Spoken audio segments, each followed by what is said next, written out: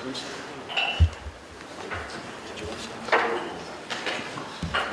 Excuse me, we're just trying to get the program.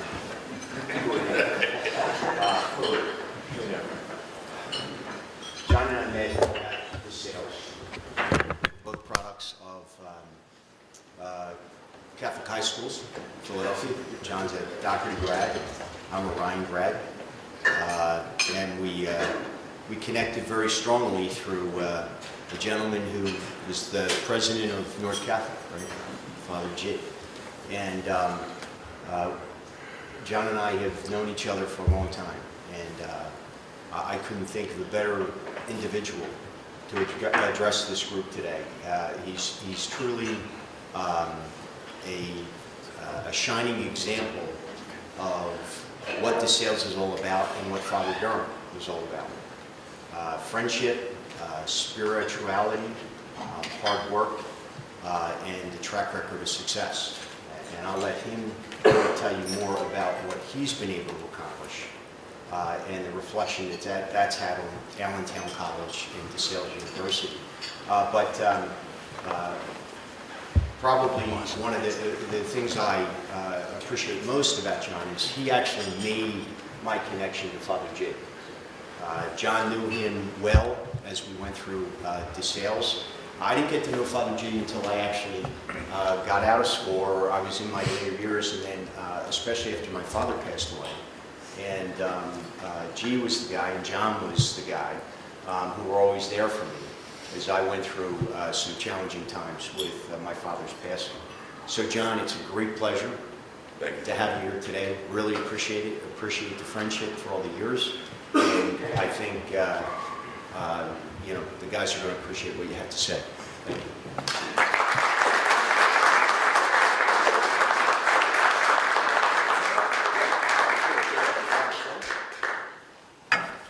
We're going to do this a little differently today. This is going to be more like a fireside chat than a big speech or anything like that.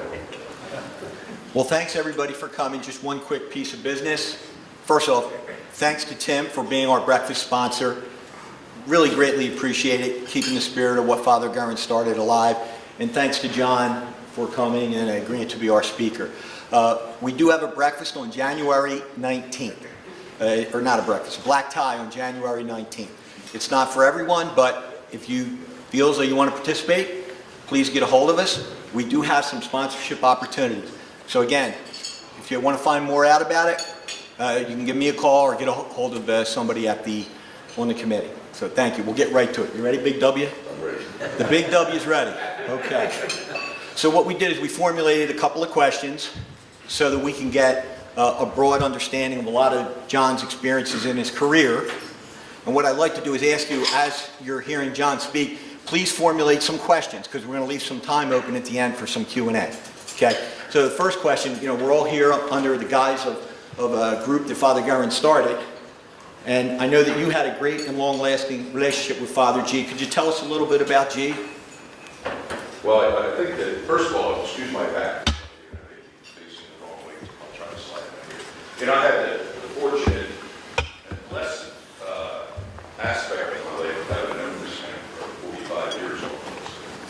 I met him in the most unusual way. I showed up at Allentown College of St. Francis de Sales as a freshman, and I was $1,000 short of my tuition.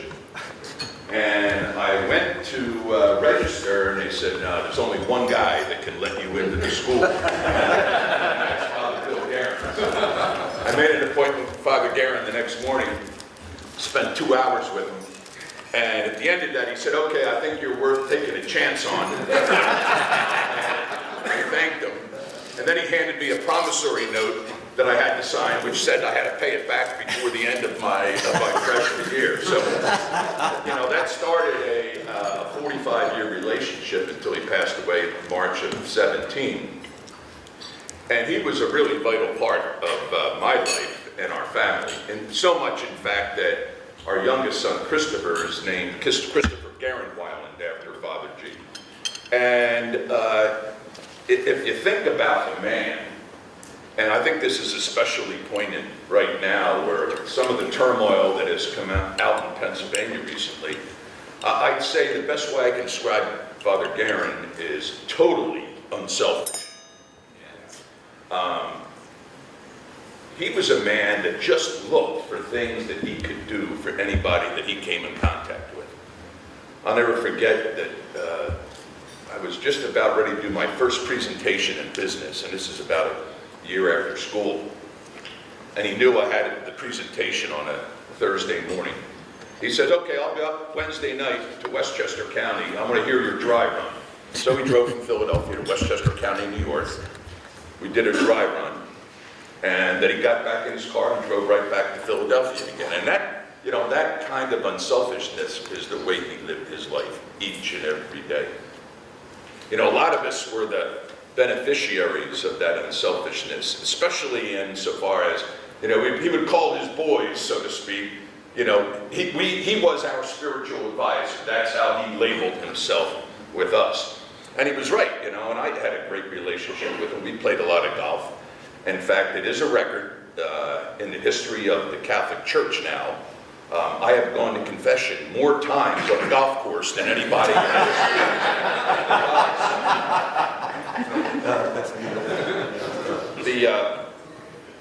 But that vocation of his, I think that drove everything he did. And as a mentor of his, he would build you in successive layers.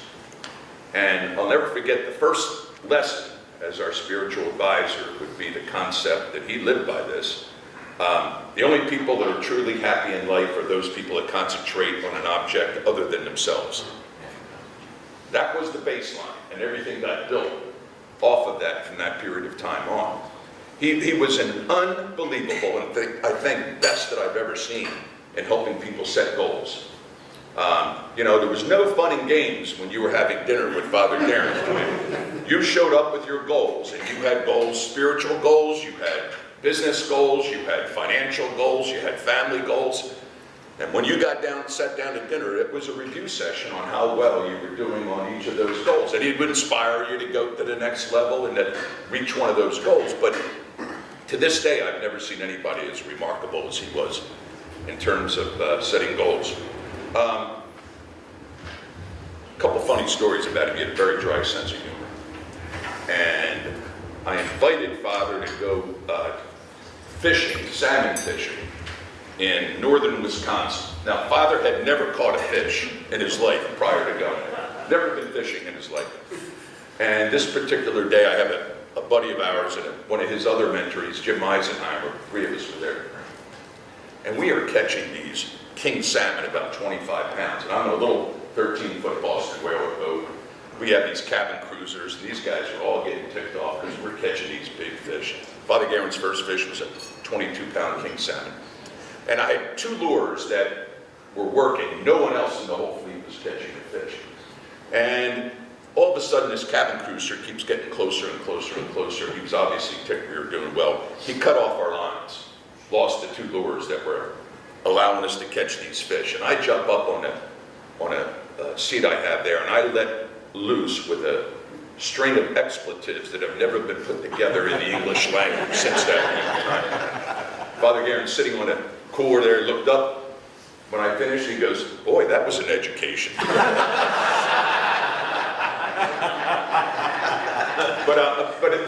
that sense of humor continued all the way to the end. In fact, my brother was seeing him down when he was in hospice at Charles, Maryland, and my brother walked in one day and they'd spent some time together, and he said, "Father, is there anything I can bring you?" And he said, "Bobby, where I'm going, they don't let you bring much baggage." That's great.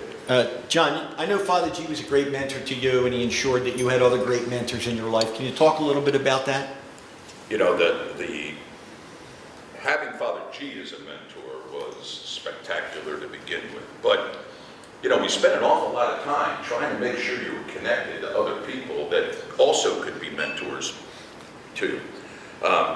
For example, this fellow named Al Tegler. Al was the chairman of the Home Lake Insurance Company of America down here in Philadelphia.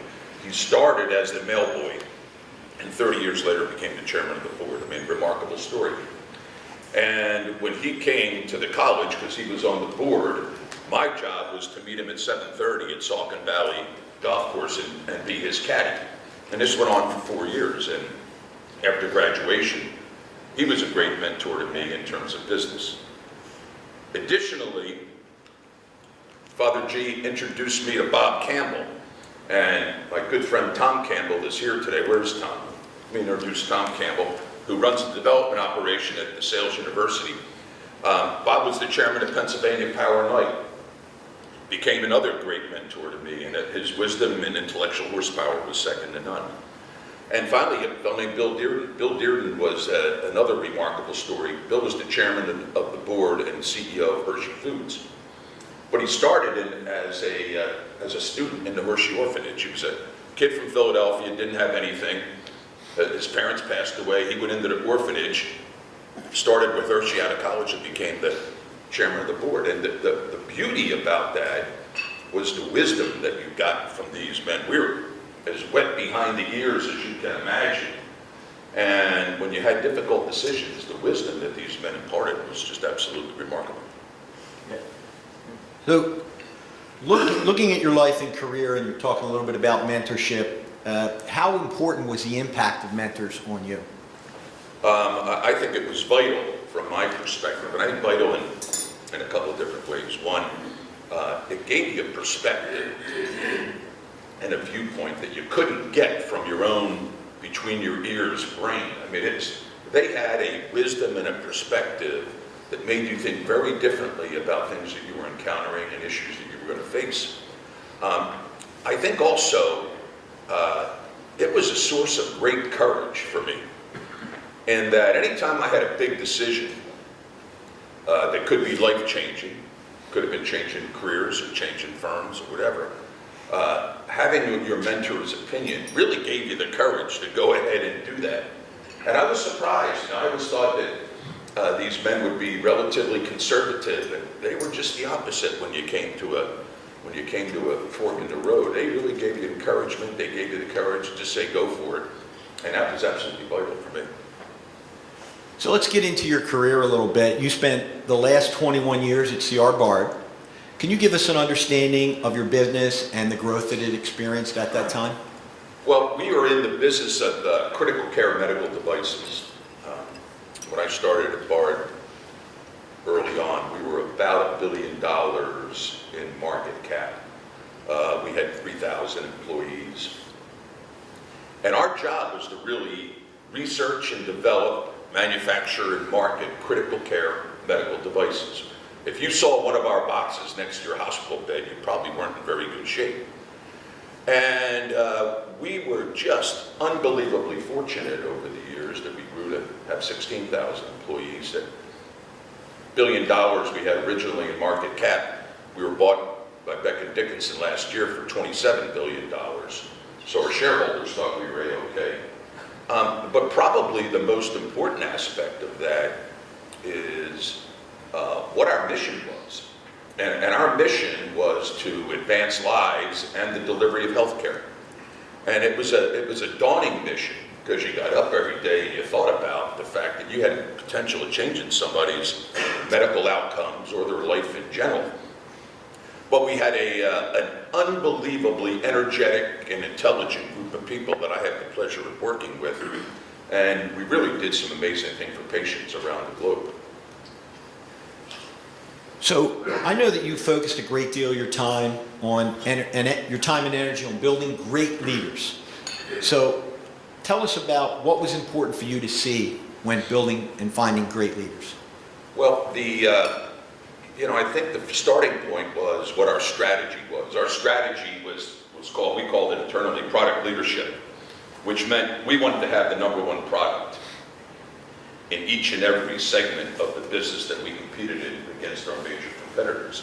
We had 17,000 products and competed in about 8 major markets. So we wanted to be #1 in each of those segments, and we competed against some big organizations, Johnson & Johnson and Medtronic. And we were very successful over the years from that standpoint. But from a leadership standpoint, we really looked for the things you all look for in leaders. We looked for those individuals that were very results-oriented, great interpersonal skills, could motivate teams of people, could build teams of people, could draw and attract talent, retain talent, train talent, and really help them unleash their own capabilities in it. So we had really the standard things that most companies look for in terms of defining leadership characteristics.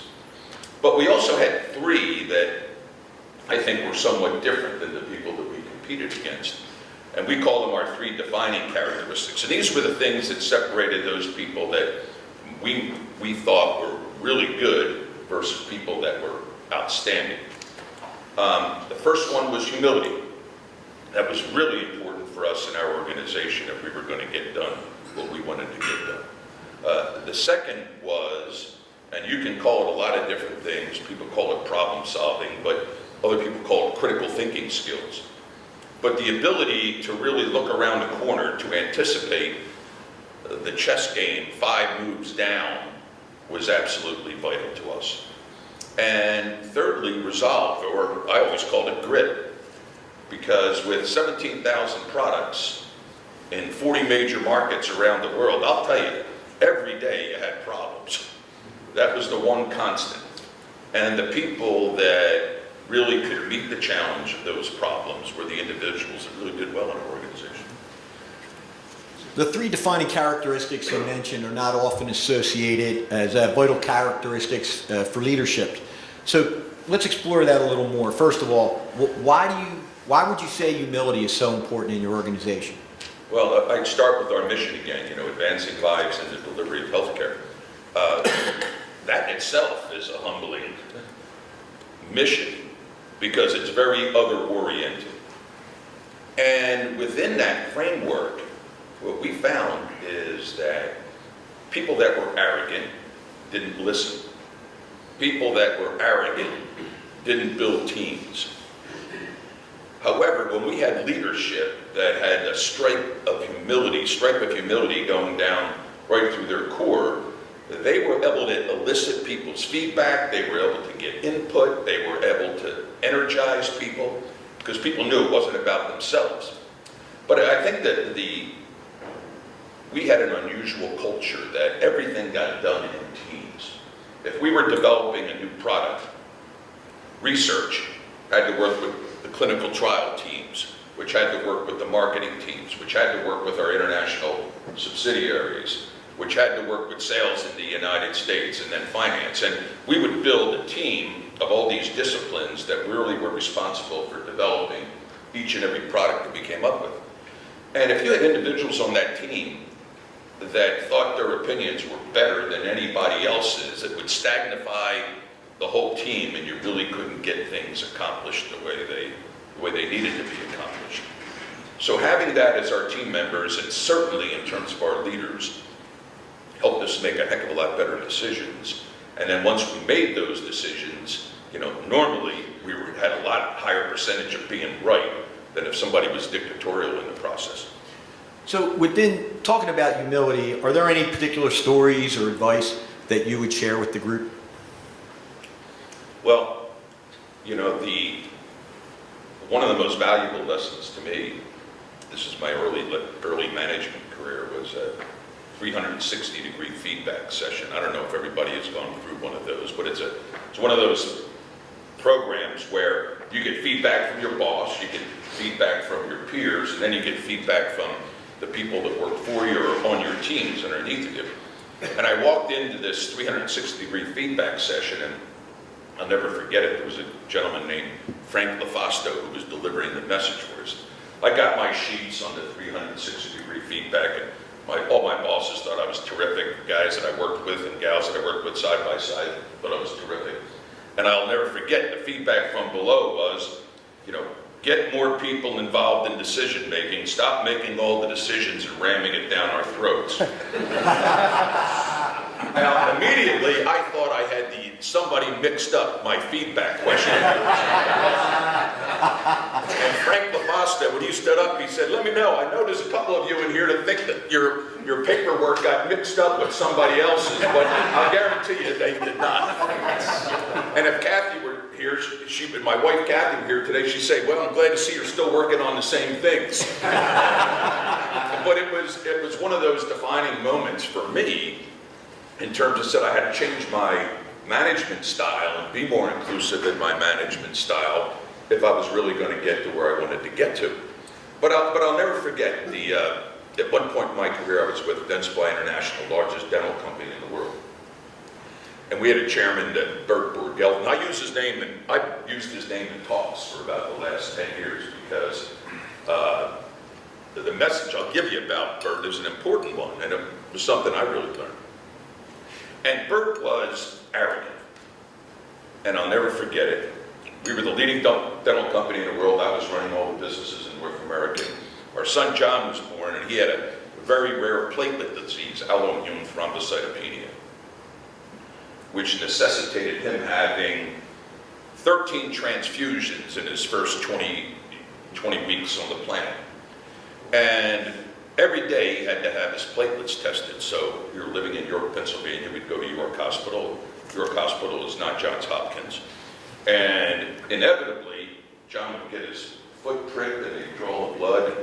Kathy would get a call an hour later, would you bring John back in again because the blood got coagulated on the way to the lab, or our lab machine didn't work. And this went on for 3 or 4 days where she was going back 3, 4 times to get his foot pricked. And I went into Mr. Borgelt's office. I said, Bert, I need a hand. You're on the board of the hospital.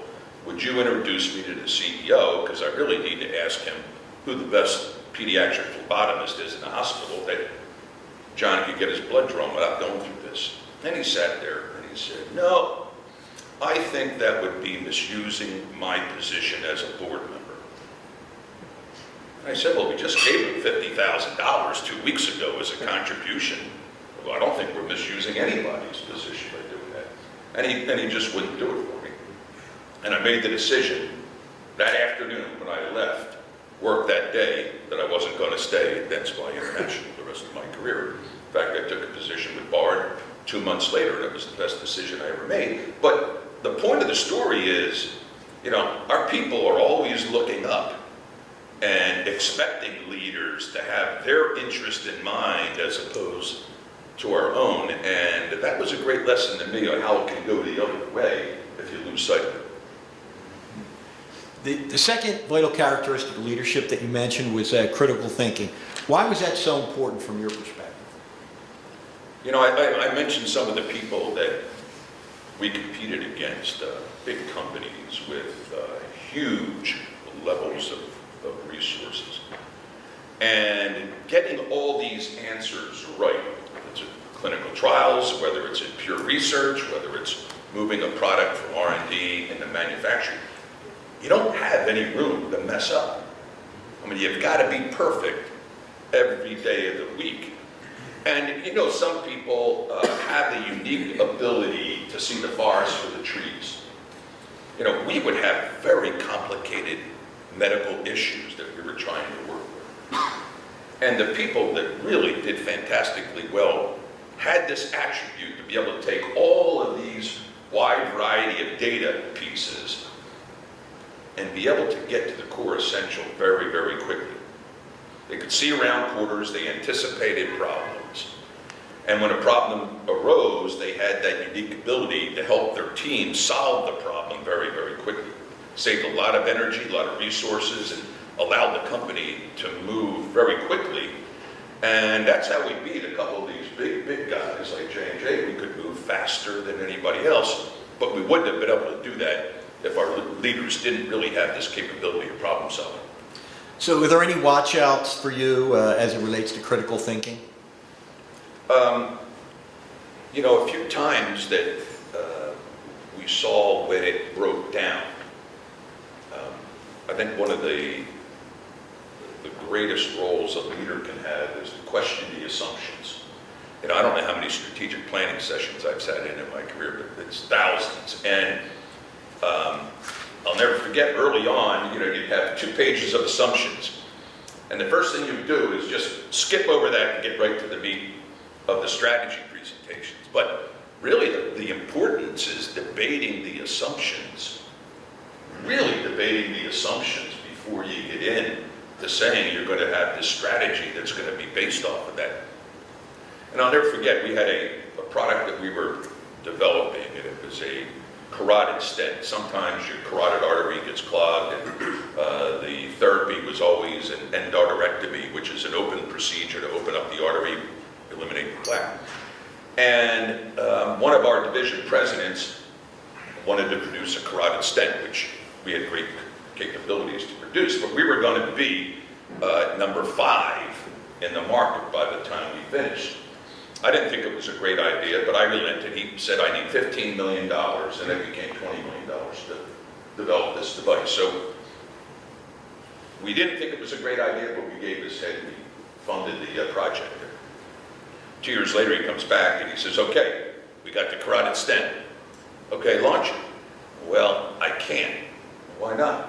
He said, I need a 500-person clinical trial. Well, where was that in the original plan? Well, how much is that going to cost you? That's another $15 million. Where did you get the assumption? Why didn't you have that in your assumptions? He said, well, we did have an assumption that we weren't going to need a clinical trial. However, every other player in the market, the first 4 guys in the market, they all did large clinical trials. So the assumption of not having that was absolutely a vital flaw that we had in that project. We didn't fund the clinical trial because we weren't going to get to where we got to. But it's a great indicator of how important it is to develop and then debate the assumptions up front. So the final trait that you talked about for leaders was resolve. What did that mean for you, and why was that so important? Well, you know, with as many businesses as we had around the world and as many competitors and as many products and geographies, as I said earlier, every day something was going to go wrong.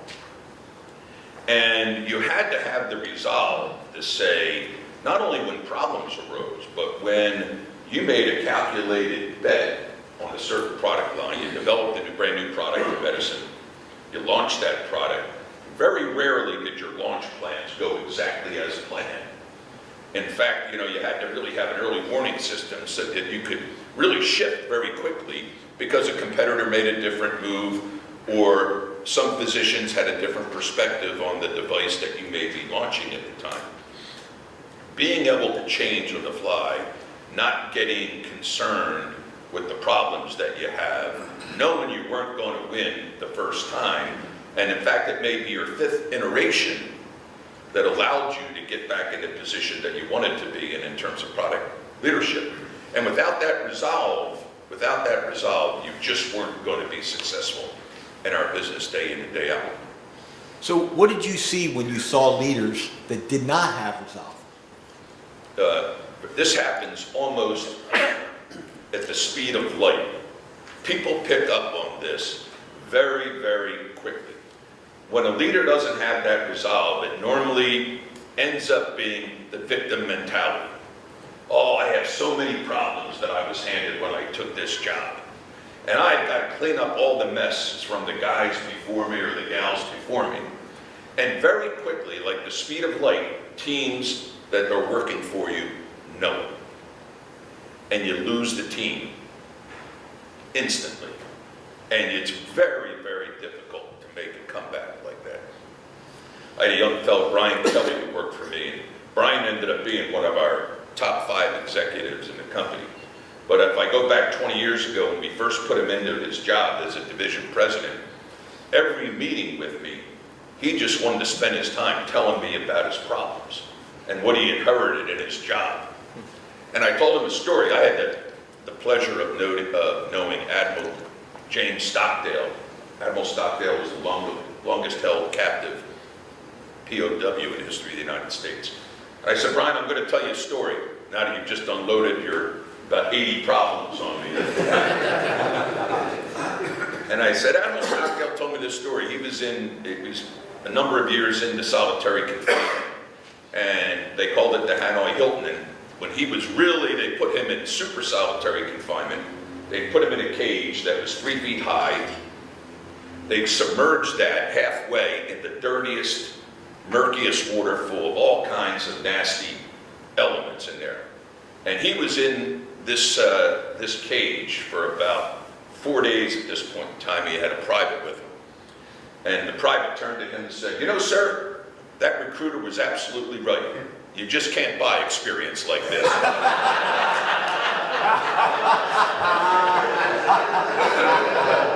I told Brian Kelly that story, he never brought me another. Oh, that's great. That is great. So one final question before we open it up to Q&A, John. How important was the concept of balance when you're managing these three defining characteristics? You know, I think that balance was the important element. In that, I'll never forget when I had one of my business reviews with my boss, a guy named Dave Booyer. He was the president of the division. Tim and I both worked for him at one point in time. So I went for my annual performance review, and he sits in his chair, doesn't say anything to me. He just goes like this. I'm just looking at him. What the hell are you talking about, Dave? And he does it again. I said, okay, Dave, I have no idea of the message you're trying to give me here. And he said, John, it's very simple. A little more steering, a little less pedal. And what he was trying to tell me, and I was a gung-ho guy, and we were putting points on the scoreboard like crazy, but he was trying to get through my head that as I was getting further in my career, you know, critical thinking was going to be a lot more important than just the results orientation that I had there. And I think messages like that are important to help you keep your balance. Now, there's certainly at times that you really have to put making a decision quickly front and center. So you'd have to get imbalanced in terms of your management style or leadership style until you get through that crisis. But then quickly enough, you have to go right back and get rebalanced in terms of being able to show these characteristics as a leader on a relatively daily basis. There was one thing I'll never forget. It was a lesson I had to learn, and it involved humility quite a bit, and that is that the only thing that really ticked me off in my career was when somebody got promoted before me, or somebody was making more money than me, and I thought I was worth more to the organization than that person. And it would really go into my crawl. And I'll never forget, Father G, I was spouting off about this at one point in time to Father G. And Father G said to me, you know, John, none of that's really important. He said, the most important thing for you is to ask yourself, are you being treated fairly? And I use that comment with a lot of our young people coming up, because I've seen a lot of people really get wrapped around the axle on that one issue and change careers, change jobs, etc., when it is really the most important thing you have to ask yourself, am I being treated fairly? That's great. So are there any final thoughts that you want to add? I mean, group is focused on leadership and mentoring. You know, we have a great group of people here today. Is there any final thoughts before we go into Q&A, or do you want to just go into Q&A? No, I think that one of the things I've learned, and it has to deal with the whole balance between all of these items, results orientation, humility, critical thinking skills. One of the things I learned that was really important to me is to ask the question, what are you going to do about it? Because you'll have leaders that come to you all the time, not only with their problems, but with their issues, or with maybe results that aren't at the level that you want them to be at. And they're probably looking for you to solve the issue for it. But I also found that if I ask the question, what are you going to do about it? After asking somebody that question 3 or 4 times in the course of working with them, they anticipate what you're going to ask the next time. They have the answers when they come in along with their issues. And I think that is a very powerful item for an organization, because they have to own the issue, not just dumping it on you to own. Right. Well, that's great. Thanks, John. Really appreciate that. That was really outstanding. At this time, I'd like to open it up to Q&A. So don't be shy. Let's go. Okay. John, I thought it was, first of all, thanks for being here. I thought it was an interesting connection with Father Garen's words to all of us, most of us, in regards to focus on something other than yourself. And over your career, when you woke up in the morning, you were first thinking about the patients. bar patients and the other companies you were with. I think there's a good connection there.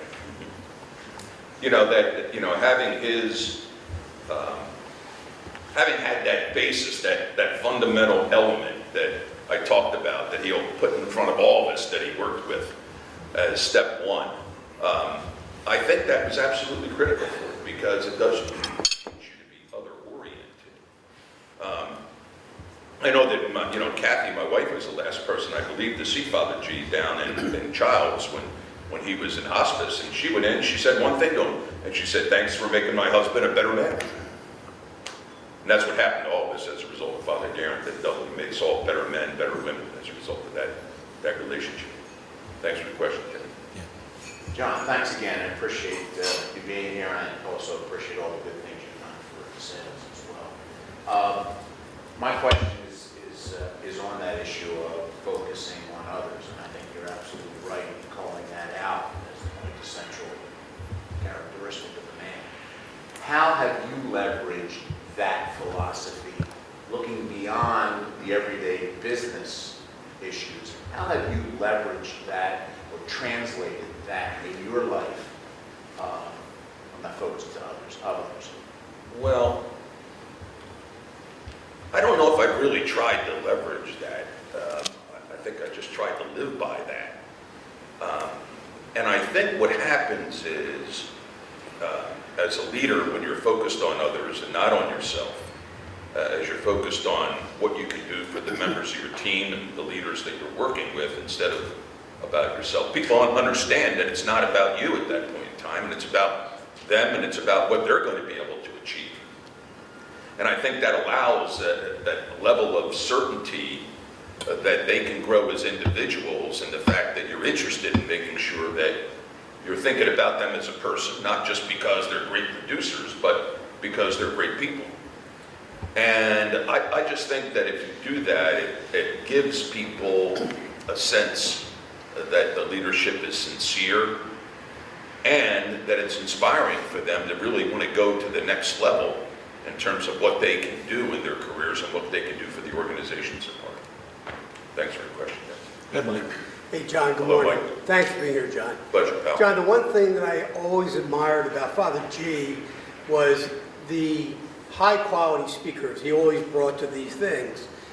But I also recognize that Father G, as a career builder for his cause and his conference, the Oblates, always made it an important message from the business leaders that you can do good, be financially successful, and do good for the community at large. Saying, I hope no one's here from Chia Pets, but just because you become a billionaire selling Chia Pets isn't the same as doing something that is successful financially for your company, but also benefits the greater good. And I'm not a business person, but I wanted to hear your words on that message from Father G, because when he had business leaders come here, he realized that they would also help give back to our cause.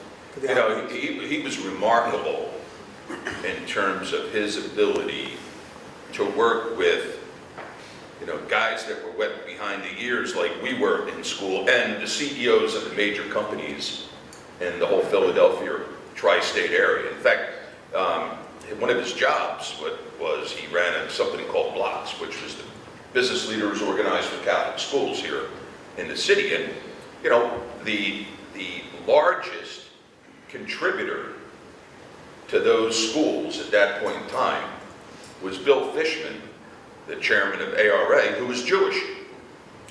And only Father G could find a way to pull that off, as he did, in expert fashion. But I think that he was an inspiration to those leaders and involved in those leaders. And with Father G, he only needed one connectivity point. I'll never forget my boss, this fellow Jim Eisenheimer, I mentioned him in the fishing trip. Father met Jim at one point in time at an event with me, and Jim's wife was just diagnosed with cancer at 32 years old, passed away at 33. 2 days later, Father G was in her hospital room. She was Catholic, giving her a blessing. Now, he had never even met Jim Eisenheimer until 2 nights before that. And that's a relationship that stayed for the rest of Father G's life, as Jim being a friend of his. But he was remarkable about being able to draw those connections, no matter where he was. And it's a great lesson for all of us, I believe. Thanks, John. Next question? Thank you. I grew up with the Oblates as well. I graduated from Father Judge and at DeSales University. And as a younger man coming into a brand new business as I am, I realized that the way I communicate was essentially formed by the Oblates. Essentially formed. Now, I didn't have the pleasure of intimately knowing Father Gurren as everybody in this group did, but I can name offhand a lot of similar Oblates like him who have made that impression on my life as everybody else. So, and it really helped form my character, having, you know, those sort of what I call father figures in my life. So I guess the question I have is, for other young up-and-comers like myself, what would you say differentiates them from having that sort of upbringing with the Oblates as some like informing character that's different in that way than, like, you know, someone who wasn't? But I think all of us had different influences that help you form your character as it is. Some could be other business leaders or bosses that you have. Father G was certainly important for that for a lot of us. But I'd say that the most important part is seeking out mentors, and you have to actively seek mentors out. And it's just not going to happen to you by design. Bill Dearden, the fellow that was chairman of the board of Hershey Foods, I'll never forget it. It's crazy how I met Bill Dearden. There was a magazine back in the day called Success Magazine, and Bill was on the cover of Success Magazine, and they told his story about how he came from inner city Philadelphia from a row house, and his parents passed away, and then he ended up in a Hershey Orphanage, became chairman of the board. And I was just in my first management job, and I dropped him a note saying, "Mr. Dearden, what an inspiring story. Thank you for sharing it." I got a note back from him. "You're not too far from me. Why don't you come up for lunch sometime?" I went up and had lunch with him and became a mentor to me for the rest of his life. So I think you have to actively seek out mentors. Don't expect it to just happen to you, because you'll be able to continue to develop your character for your entire life. It's not just in the early days. Sometimes it becomes more reinforcement of things you forgot, but I would actively seek out mentors. John. Hey, John, you know, each of us have our own relationship with Father Gurren, and it's just wonderful for me personally to be with all of you to hear, you know, another story about Father G. And we probably over the last line could really have a fun night sometime just getting into all the Father G stories. Okay. But I so agree with you about his radical orientation toward other people. You know, that's how he got up every day. It's just the way I always think his DNA was wired that way. I was wondering if was there ever a time when you were with him and you actually disagreed with the advice that he gave you? That's a great question. I'm going to answer it two ways. First of all, there was a funny story about that. And that was, he had asked me at one point in time, his sister lived in a row house in Philadelphia, not too far from Sears Roebuck. And she was a hoarder. Right, am I right, John? Oh, yes. And Father G said, "I need your help to help me clean out my sister's house. She's going to be away for a couple days. Would you come up this morning and help me clean the house out?" I walked in his house, and there are newspapers stacked to the ceiling, and everything else you can imagine. With a little narrow corridor, you could just about get through like this. And Father's got 2 trash cans outside. I said, "What are we going to do about this?" I said, "We got to get a dumpster up here." And it took us about 2 days to empty the place out. But I don't think there was ever a time that I disagreed with his input to me. I think there were certainly times that it took a while for it to settle in, and then once it settled in, it usually became a good idea. But he was not he was not the kind of person that would jam something down your throat. It would be a suggestion. And if he would suggest it twice, that would mean you better be thinking about it, because it's going to come up again. That's how I would answer that one, Joe. That is great. Great call. Yes, John. Throughout your career, I'm sure you worked on a lot of different products. I was curious if you had a project or a product that you championed that you would say was one of the most meaningful products that you put out there. That's a great question. I did. I was thinking about it today, driving down the Schuylkill Expressway. My grandfather, who was a conductor on the Reading Railroad, John Delaney, he was a real character. I mean, stereotype out of what an Irish conductor would be on the Reading Railroad in Philadelphia. That was my grandfather. And at first, he had diabetes, and he lost a toe, and then lost 2 toes, and then half of his foot, and finally his leg, and then he passed away shortly after that. And we had a product that we brought to market. We were the leaders in peripheral vascular disease, which is what happens when you have diabetes. And normally what would happen is you would put a stent in, just like you would a heart, into some of the venous system and arterial systems in the leg. But that science wasn't that exact, because as soon as you put something into the artery, it knows something's is foreign in that, and it proliferates cells, and before you know it, it's clogged back up again. And this was the biggest bet we ever made as a company. It was we wanted to develop a balloon, just like balloon angioplasty of the heart, but a balloon that had a drug on it, an anti-proliferation agent, so that when you opened up the artery with the balloon, the drug would be released, open up the arteries, and it wouldn't clog up again. And it had never been done before. We had some base technology that we were going to use from an acquisition. And it's a funny story how it worked. And I think this, in our organization, the way we operated was really helpful in that there's a $400 million bet. We didn't know if it was going to work or not. And I went to a guy that I respected about 3 levels down, 4 levels down in the organization. And we were sitting in the boardroom debating this one day, whether we were going to do it or not. I went down to see this gentleman, John DeFord, who was PhD in biochemical engineering. I said, John, what do you think the chances of this project working are? He said, John, I'll give it an 80%. John never gives anything 80%. And we went ahead, we developed the product, we were first to market. It's the market leader around the world by far. And what it's done in terms of eliminating all of those limb dissections is incredible. And that was my favorite of all time, probably because it was the highest risk I like on this year projects. And we were competing against Medtronic, one of the biggest players in the game, and we just about put them out of that business. Thank you for the question. We have time for about 1 or 2 more questions. Go ahead, Father Jim. This is not a question, but I just wanted to say some of the connectivity with Father Guerin. I was kneeling at his open casket at our Mother of Consolation, and someone from behind me came up and just said, congratulations. Turned around, it was John Weiland.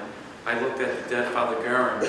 He told him that I was appointed president of DeSales University before it was public.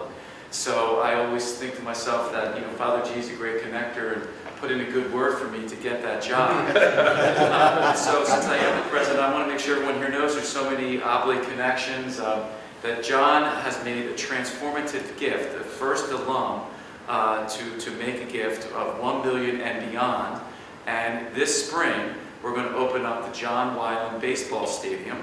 Our baseball coach here is Tim Nyman, so maybe we can have this whole group invited up for opening game.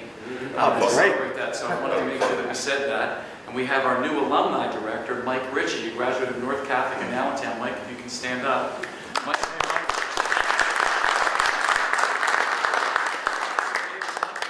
let everyone know when opening game is, but it's your generosity and Kathy's that makes that possible for the Allentown College, which is now DeSales University. Thanks, Father Jim. Thanks, Father Jim. We have time for 1 more question. Go ahead, Murph. John, just parlaying what Father said with the baseball stadium, and having Coach right behind me right here, do you still have what it takes in order to throw that baseball?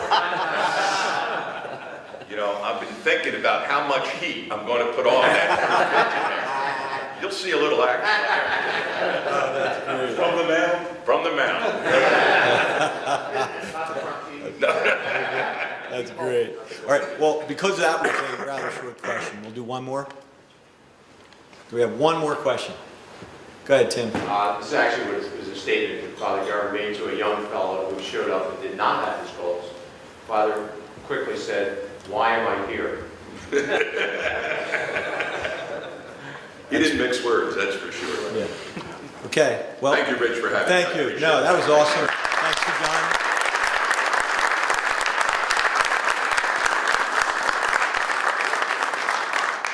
Father G would be proud. We're going to get out of here by 9 on the dot. Just a couple last things. One, I want to thank Rich for bringing his daughter. It takes a lot of courage to be the only woman in the room. Right? So